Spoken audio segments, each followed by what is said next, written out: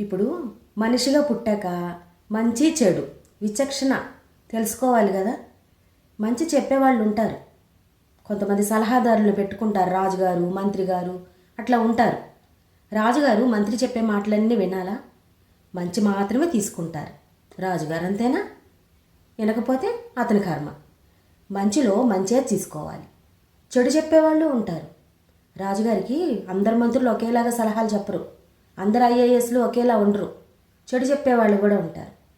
అప్పుడు ఏం చేయాలి? మన విచక్షణ జ్ఞానాన్ని మేలుకొల్పాలి. చెడు చెప్పే వాళ్ళది కూడా విని చెడుని విసర్జించటం ఎలాగా అని పన్నాగం పన్ని వాళ్ళని పక్కకు తోసేయాలి. ఇంతకుముందు కూడా బడిలో టీచర్లు అలాగే చెప్పేవాళ్ళు మాకు. మంచి చెప్పేవాడి మంచి మాట వినాలి, చెడు చెప్పేవాడి మాట వినండి.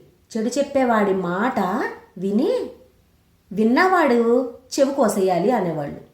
చెడు చెప్పేవాడి మాట వినేవాడి చెవిని కోసేయాలి అనేవాడు. అంటే చెడు చెప్పేవాడి మాట వినకూడదు అని విచక్షణ ఉండాలి కదా. ఒక యాజ్ ఏ హ్యూమన్ బీయింగు పక్క హ్యూమన్ బీయింగ్ది మంచి చెడు ఆలోచించాలి కదా. మనకు గుచ్చుకుంటే నొప్పిలాగానే వాడికి గుచ్చుకుంటే కూడా నొప్పి అని సెన్స్ ఉండాలి కదా. అందుకని పొరపాటును కూడా ఇంకో మనిషి జోలికి వెళ్ళి బాధ పెట్టద్దు. మనకు బాధ కలిగింది అనుకో ఒక విషయం, ఆ విషయాన్ని అతనికి అంటే విచక్షణ కోల్పోయినట్టే.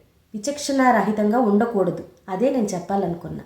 చెడు చెప్పే మాట వింటున్నారనుకో ఎవరైనా, వినేవాడి చెవిని కోసేయాలి, కోసేయాలంతే.